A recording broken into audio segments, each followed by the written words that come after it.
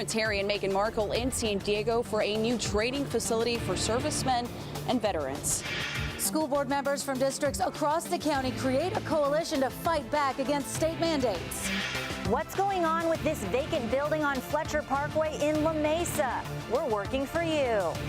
A son's journey to preserve the untold stories by Mexican-American soldiers. Cat trapped inside of this abandoned restaurant. Details coming up. CBS 8 News Live at 6 starts now. Prince Harry and Meghan are in San Diego tonight for the opening of a new Navy SEAL Foundation training facility. Good evening, I'm Marcella Lee. I'm Carlo Cicchetto. The Duke and Duchess of Sussex joined veterans and active duty service members just moments ago for the ribbon cutting ceremony this evening. CBS 8's Rocio De La Fe is live downtown tonight with more. Rocio. Yeah, the Duke and Duchess welcomed in this brand new state-of-the-art training facility here in the heart of San Diego, right next to Petco Park, that aims to help veterans, active duty service members and their families transition to daily life from combat. Now, tonight they will be joined by 250 Naval Special Warfare personnel and their families. The Revolutionary Warrior Fitness Program West Coast facility will provide critical treatment to Navy SEAL warriors and veterans and provide the chance to heal them physically and mentally. Now, the facility features fitness and workout resources, rehab technology, and advanced biometric tracking systems. The new space sits on a 19,000 square foot gym right here in downtown San Diego. Now, Prince Harry has supported various U.S. veteran foundations during his time here in California. In June, the Duke was at the Department of Defense's annual Warrior Games at Naval Station North Island. And of course, we're going to have much more later on tonight about this new facility, and as well hear from a former SEAL about how this facility aims to help the men and women here in San Diego. Back to you.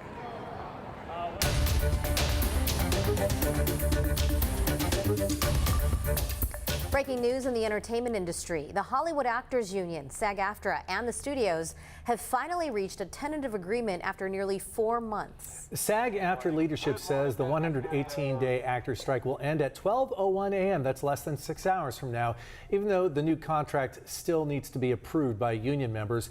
Details on the new 3-year deal have not been released at this point, but they are expected to come in the next few days. Much of the back and forth between both sides was over artificial intelligence, better pay, and streaming residuals as well.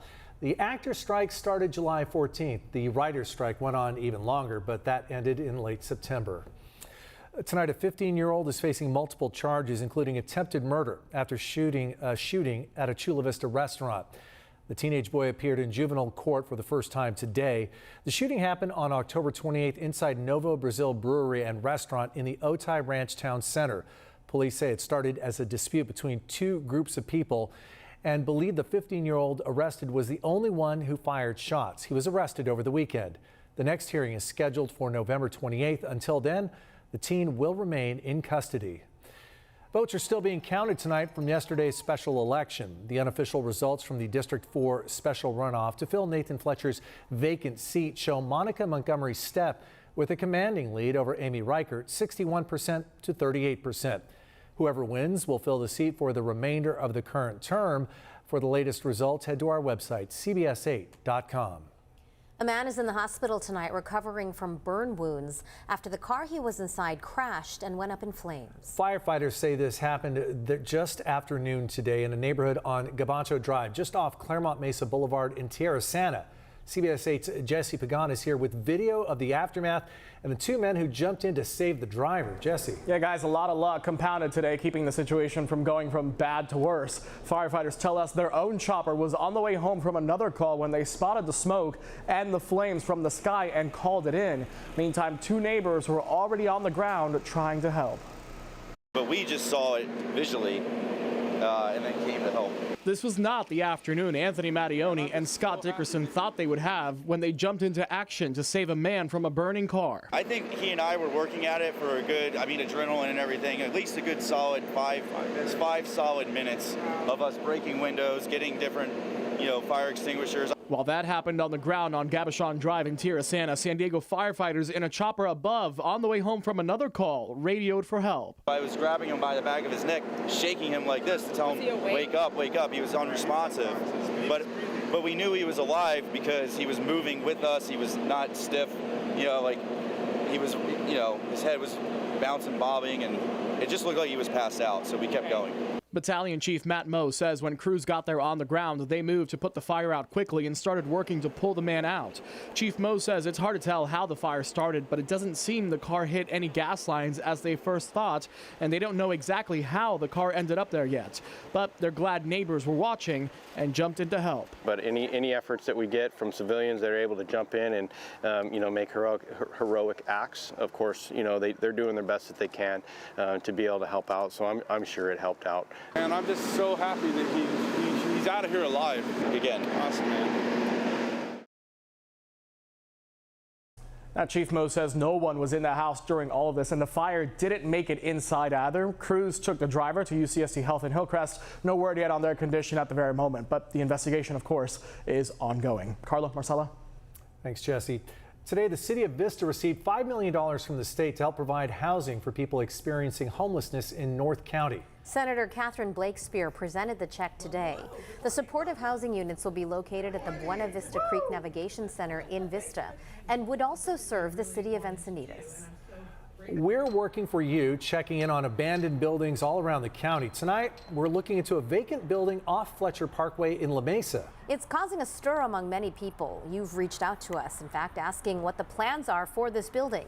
CBS 8's Ariana Cohen talked with viewers and dug for information to find out who owns it and what's next.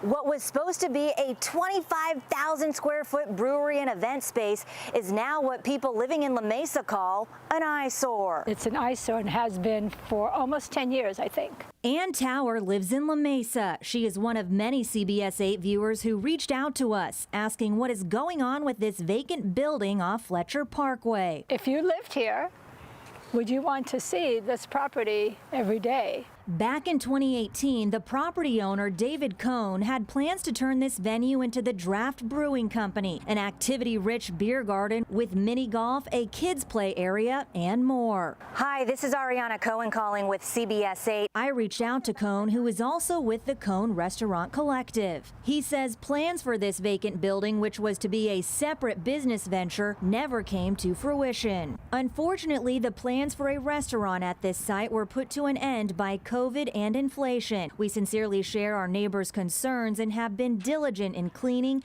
and maintaining the site on almost a daily basis to offset the illegal dumping and other activity at a cost of thousands of dollars per month. We are currently in talks with a number of buyers for the property and hope to make an exciting announcement as soon as a transaction is finalized. It sits here as an eyesore.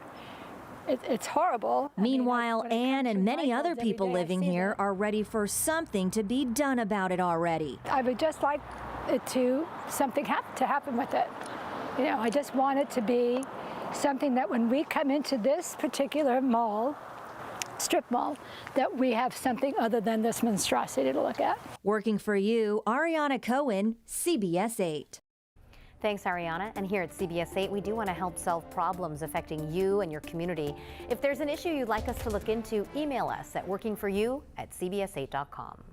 Still ahead tonight, local education leaders are forming a coalition. They say they want to help parents fight for their rights.